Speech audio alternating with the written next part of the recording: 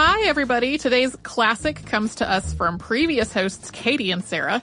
Coming up on January 22nd, 2018 is the 230th birthday of George Gordon, Lord Byron. And Katie and Sarah did a podcast on him back in 2009.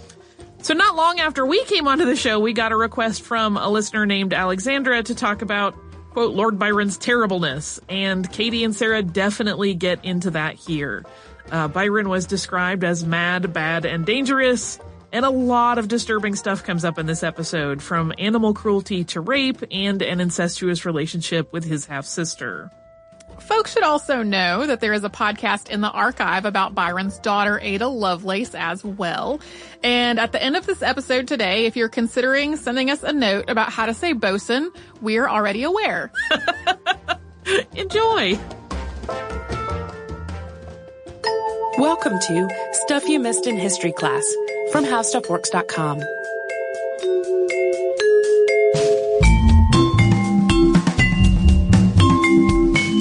Hello and welcome to the podcast. I'm Katie Lambert. And I'm Sarah Dowdy. And Sarah and I are solving a bit of a Where's Waldo today. We keep doing podcast research and coming across the same personage in places we never expected to find him. No, and that's George Gordon, Lord Byron. And first he pops up in Frankenstein, which, you know, that's obvious enough. He was there when Mary Shelley was writing it. But then he popped up in Lucrezia Borgia. Of all places. Which they don't live in nearly the same century. So it's kind of an odd match. But perhaps it's not so strange that we find him in all of these unlikely places, because he had a variety of interests, from travel to his brilliant poetry to a menagerie of animals. And of course he was the most famous poet in Europe, as well as a fascinating public figure because of his utterly bizarre social life and romantic life. Oh yes, scandalous affairs and cruel behavior towards a variety of people. He was very good looking, he was a nobleman, but on his worst behavior for most of the time. And interestingly enough, while Byron is this world-famous poet and obviously a titan of poetry today, his literary contemporaries didn't really have much respect for him. Keats had a particularly scathing quote. He called him a careless hectorer in proud, bad verse. That's pretty cold, Keats. But today, he's appreciated for what he did with his work. And according to, I pulled out my old romantic literature book. Our professors would be so proud. Katie was saying it's nice when you get to use those, the books that you couldn't sell back. But according to Meller and Matlack, his unique expression of the consciousness and moods of early modernity is what we so appreciate today. And on that note, let's go back to his beginnings. He was the son of Captain John Byron, who was known as Mad Jack, which I think is pretty fabulous. He's a descendant of William the Conqueror, too. And his second wife, Catherine Gordon, who was a Scottish heiress. And a descendant of James I. I like this family tree thing. It's very helpful. Mad Jack liked to spend his money, so the Byron fortune was somewhat diminished by the time Little Byron came along, January 22nd, 1788. He was born in London in a rented room because Catherine couldn't afford anything else, and Mad Jack had run off to France. And interestingly, he was born with a caul over his head, which some people think that portends second sight or good luck or distinction. And the caul is actually sold to a naval officer, which I just thought was so disgusting. Did it work for him? No, it's supposed to... if you own a caul, which if you buy it from a baby, Happy birthday. It's supposed to prevent drowning, but the guy who bought it drowned 12 years later. So Byron's caul, not good luck. Not apparently. very helpful. His mom took him to Aberdeen when he was young because that's where her people were. And interestingly, George had a club foot and a withered leg when he was born, and for the rest of his life, he blamed his mother for this because she wore a corset while she was pregnant. So we've got some early mother hatred going on, which is always nice in a grown man. And he's also, he has a sort of tough childhood. He's sexually abused and beaten by his nanny, who gives him these really strict Calvinist sermons and then brings home men from the town. So it's a very uncomfortable setting for Byron to grow up in. And a bizarre mix with the very strict morals and then the very lax behavior on the other hand. Yeah. But he inherits a title at 10 and becomes Baron Byron of Rochdale. And he inherits this. He's not in line for it. He never thinks he's going to inherit this. He gets it from a great uncle, the 5th Baron Byron, who's known as William the Wicked Lord Byron. He was expecting his son to inherit it, of course, and disliked his son so much that he trashes his estate, basically, chops down lots of trees. His son dies before him, though, and his grandson, and so it goes to this obscure relative, Lord Byron. And because of this title, Byron also gets an estate called Newstead Abbey, which used to be grand, but at this point is practically in ruins. And of course, they don't have the fortune to repair it, and nor does the other Byron's estate. It's near Sherwood Forest, too, which I thought was so perfect, very somehow. Romantic. Yes. So Byron's sent to school in London in 1801, and a little bit after that, he has his first love. He falls in love with a cousin, Mary Chaworth, who lives on an estate near his own. And he's so in love with her that he refuses to go back to school at first. And she's older than him. She's a few years older. She's already engaged or about to be. And he sets her up as his ideal of unattainable love. This is where the romantic streak in Byron begins to show itself. But also kind of sad, because he only gets over her when he overhears her mocking his lameness of his foot. Cruelty from children. It's also about the time when he starts his homosexual love affairs, which for a long time throughout history were somewhat suppressed.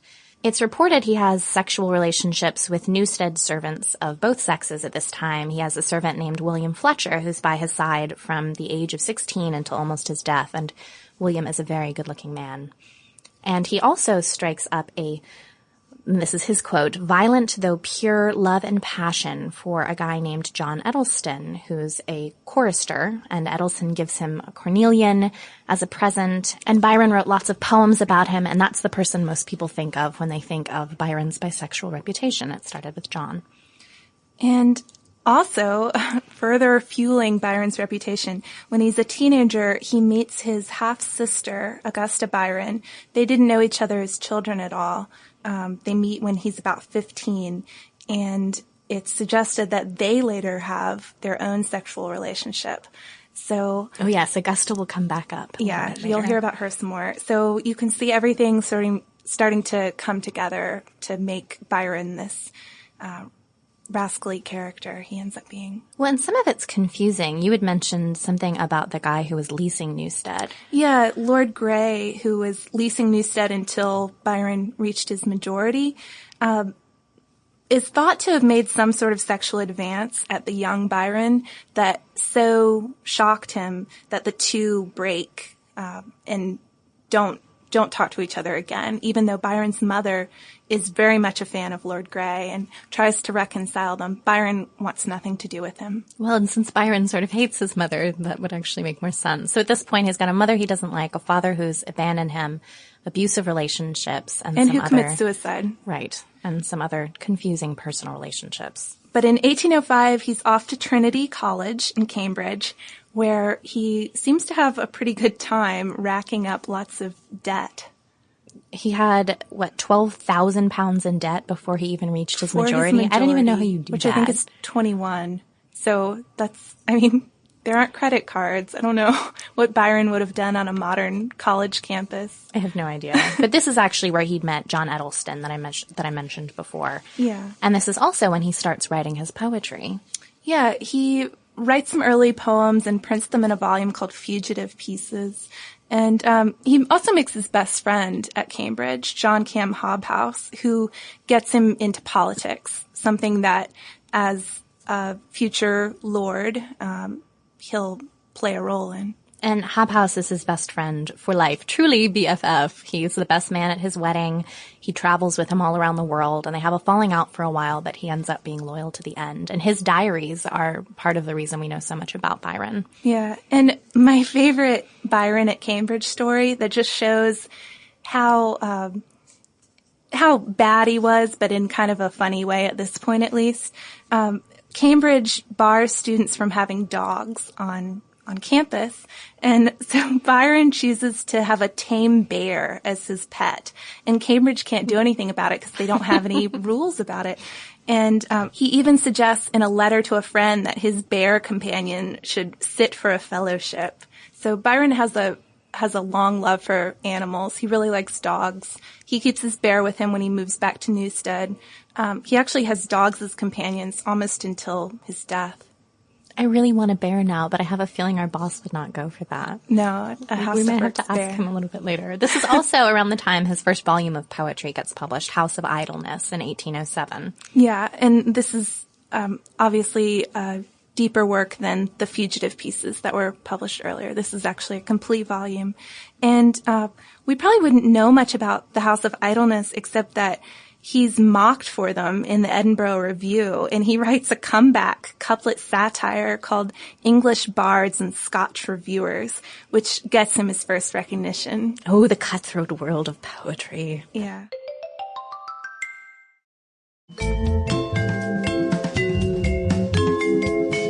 In 1809, Byron reaches his majority and takes his seat in the House of Lords, and then he and Hobhouse go on their grand tour. And again, I have been deprived of my own grand tour, so if someone would like to send me on one, please let me know. But they go traveling all over the place. They start in Portugal and move to Spain, Greece, and Albania. And on their grand tour, Byron and Hobhouse get involved in a little bit of political intrigue. The Ionian Islands had been restored to the French, but the English wanted them, and so did Ali Pasha, who is not known as the greatest guy in Greek history.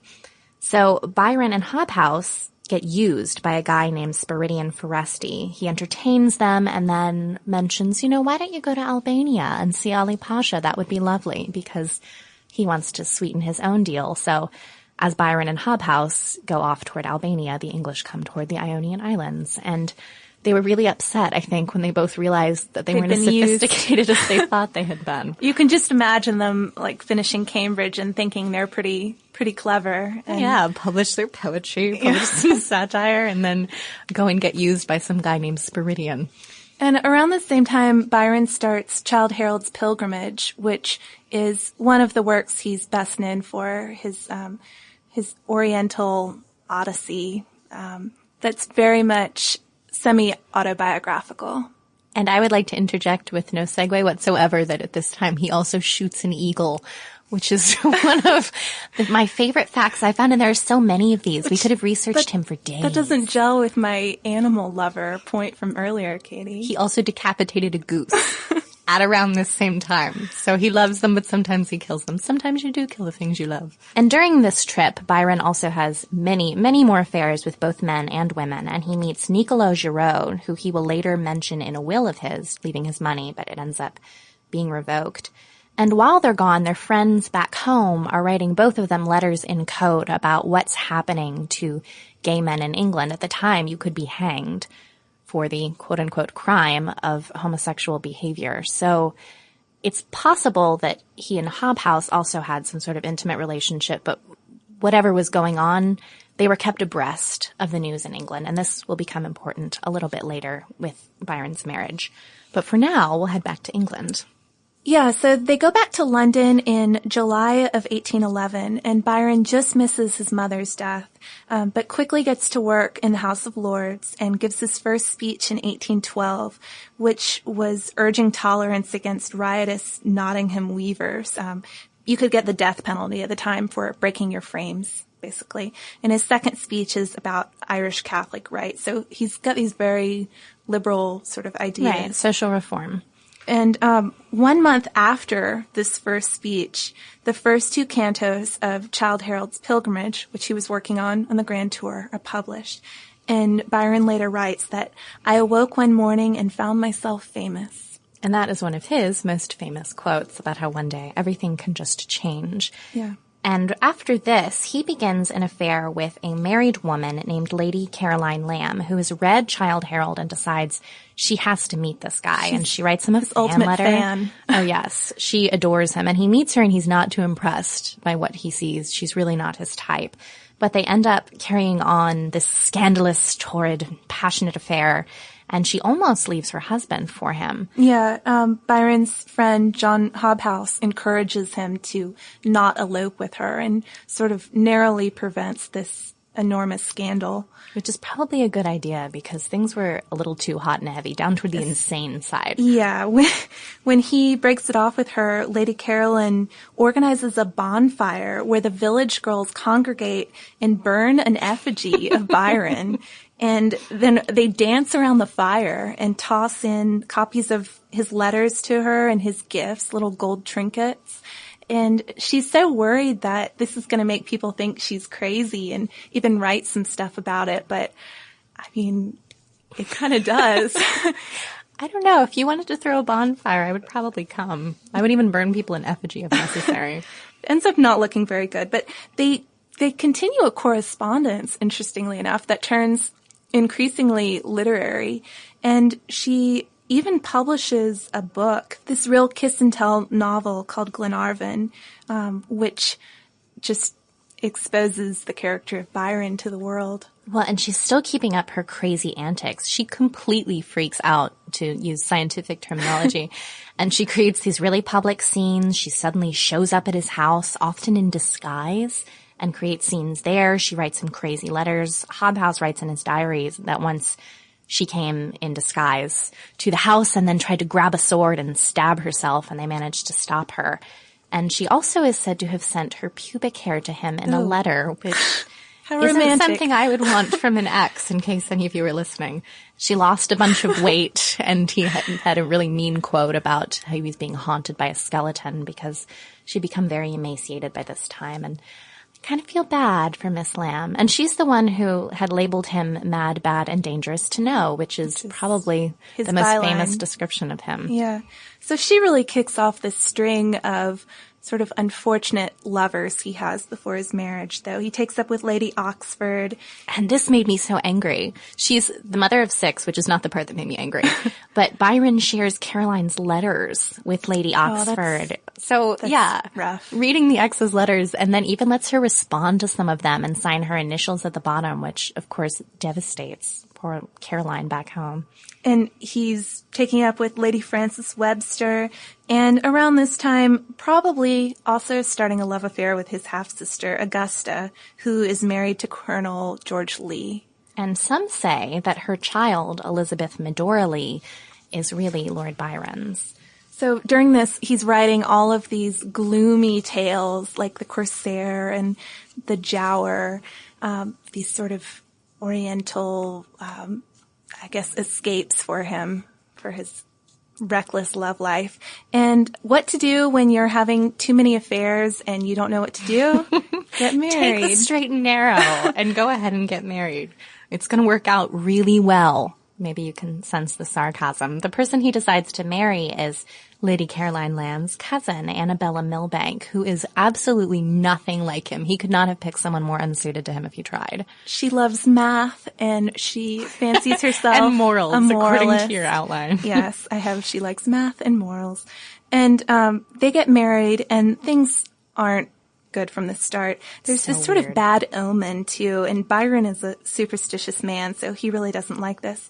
He gives her a wedding ring that was his mother's, and it's too big, so she ties it with a black ribbon, and he's horrified by this and makes her take it off. And he also thinks he's spotted the Black Friar of Newstead, his ancestral home, a month before the wedding, and the Black Friar is supposed to portend bad luck for the House of Byron. And things just get even more bizarre. Lady Byron has their daughter, his only legitimate child, Augusta Ada, in December of 1815, which, I don't know about that.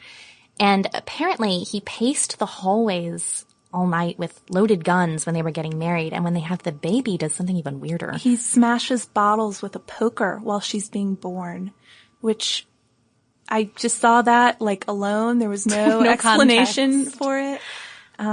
So I don't know what was going through Byron's mind during his marriage, but the two were not a good match. No, and Annabella leaves 16 months after they're married and then accuses him not only of incest with his half-sister Augusta and mistreatment, but also of anally raping her 2 days after she had the baby. So His reputation is officially shot to hell. That's too much for his British public to accept. So he goes abroad in April 1816, actually never to return to England. So self-imposed exile starts in Switzerland, and Hobhouse comes with him for the very beginning. And this is when, if you listen to our Frankenstein podcast, he ends up in a ghostwriting competition, which Mary Shelley gets Frankenstein out of, and also takes up with Claire Clairmont, who he had actually started an affair with in England. She,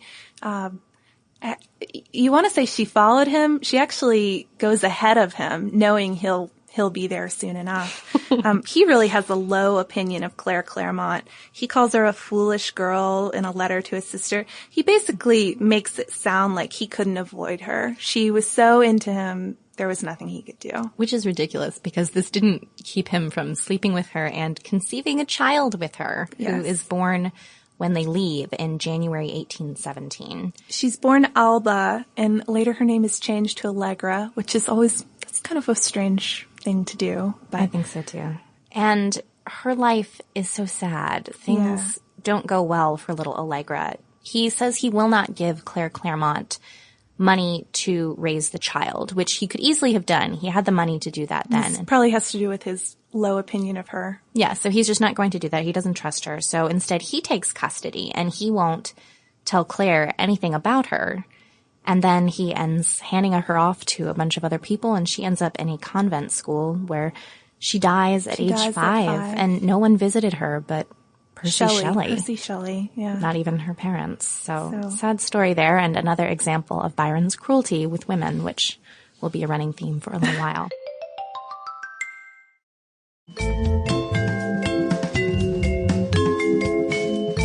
So at the end of this fateful summer where Frankenstein is written and Claire is pregnant, the Shelleys leave for England, and Claire has her baby, and Byron and Hobhouse leave for Italy. And this is my favorite part of my notes. They see a triple guillotining, and they climb onto the roof of St. Peter's. Fun sightseeing. Again, I didn't add any context there, really, but they had a great time, and Hobhouse wrote all about it in his diaries. And Byron really trumps up his life during this period. In his letters to his friends, he claims that he has made love to 100 or more women during Carnival of 1817. But if you think about the context, this is a bad time for Byron, because of his familial estrangement and his bad reputation, his growing debt. If he was in that much debt as a minor, imagine how bad it's gotten. So he's trying to make things seem better than they really are. And he takes up with a woman named Mariana Sagatti, who's his landlord's wife, and then later he moves on to Margarita Cogni, a baker's wife, who he refers to as the gentle tigress, which a detail I really liked. And those aren't the only affairs that are going on. As being Byron, there are plenty, but Newstead Abbey is sold in 1818, and that pays off the bulk of his debts. For several years. He initially didn't want to part with it, but finally is convinced that it's the only way he can make it. And he also writes the 4th canto of Childe Harold at about this time. And Beppo, which is more of it's less of this gloomy sort of Oriental epic style, and which marks a change in his writing for a while. And it sets him up for writing his most famous work, which I keep thinking is Don Juan, and Sarah keeps insisting because of the rhyme scheme was Don Juan. That's what I learned, Don Juan, because he sets up the rhymes in the poem so that you're forced to mispronounce the foreign words. So I may just have shown myself as the worst English major ever. I apologize to my college professors. But he has a lot more fun writing this one than he does with his earlier work. And like a lot of his earlier works, it has thinly disguised people from his life. The mother in the poem, Donna Inez, is a complete shadow for Annabella, his wife. He even writes, in short, she was a walking calculation. Somebody who's really smart and clever, but that's kind of presented in a bad way. And he also talks about a quarrel between a husband and wife in the work, and all the nosy people who think they understand what the problem was, but they don't really know what they're talking about. Oh yes, he's conceived of himself by this time as being very misunderstood.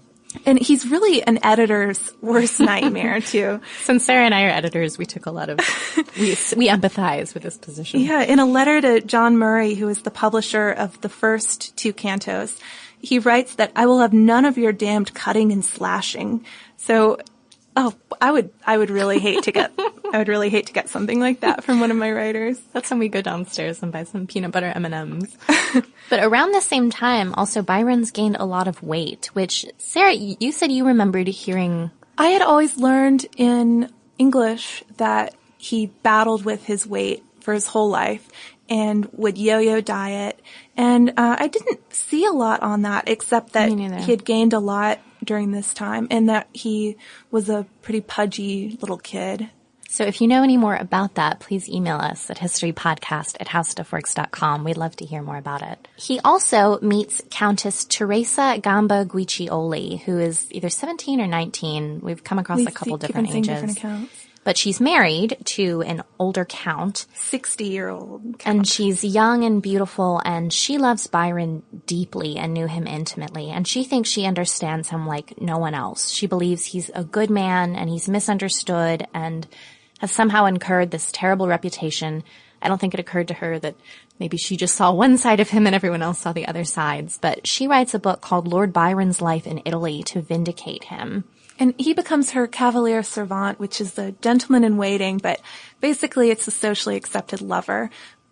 He rents an apartment from her and her husband where Byron, the animal lover, I'm going to stick to that side, not to the shooting of the eagle shooting side. He installs 10 horses, 8 dogs, 3 monkeys, 5 cats, an eagle. An unshot one. A crow, and a falcon. And eventually Teresa and her husband separate. But it's Byron and Teresa's relationship is not affected by that.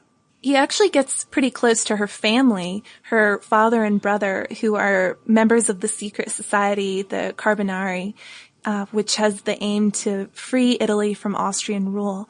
And it's interesting that this English lord gets this in through his Italian lover in this secret society, but he gets really into it. And I sort of feel like his early interest in politics, which fall by the wayside, is rekindled by this. Right. It grows much stronger at this point. It seems like he's put, not that he's not still sleeping with other people, but a little bit of that. The frenetic pace has slowed and he's getting much more interested in what else he could do. Yeah. And his relationship with Teresa is more like a marriage than anything else he's had. So at this time, he's hanging out a little bit more with Shelley. And they go to a villa by the sea with essayist Leigh Hunt, and they start working on this radical journal called The Liberal. And this is really the only big thing we found about during his life, during this period. During this period, maybe because he's actually got a relatively calm life during this period. But this is when Shelley drowns. And Byron keeps on working with Leigh Hunt on The Liberal, even though he becomes less and less interested in it. But he moves from working on this journal, The Liberal, to getting involved in the cause of Greece in their war for independence. And some have said that he would have been the king of Greece if things had actually gone through as they were supposed to.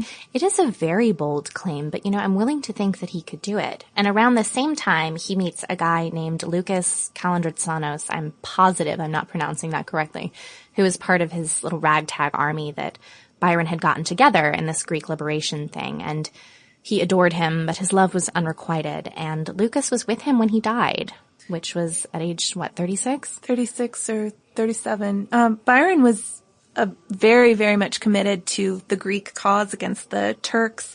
He loaned his money. He commanded a personal brigade of soldiers.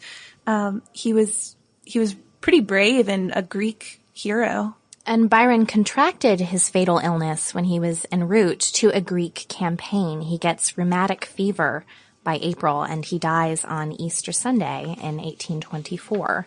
And his memoirs were burned by Thomas More, and I wish they were still around because I'd love to read them. Why do people always have to burn the memoirs? Because they don't want you to know their secrets. And Byron, it wasn't very clear if he wanted to be buried where he died or go back to England, but regardless of his wishes, he was sent back to England and buried at Newstead. What you have to tell the dog story that you told me earlier.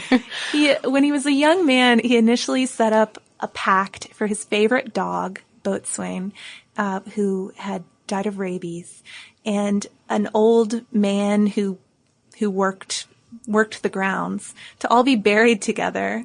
And later when the old man was asked about it, he was like, well, if Lord Byron is going to be here, okay, but I'm not sure I want to be buried alone with the dog.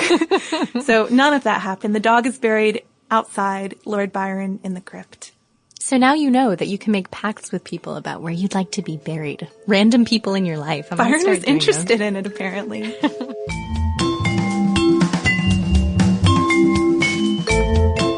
Thank you so much for joining us for this Saturday Classic. Since this is out of the archive, if you heard an email address or a Facebook URL or something similar during the course of the show, that may be obsolete now. So here is our current contact information. We are at historypodcast@howstuffworks.com, and then we're at Missed in History all over social media. That is our name on Facebook, Twitter, Tumblr, Pinterest, and Instagram. Thanks again for listening. For more on this and thousands of other topics, visit howstuffworks.com.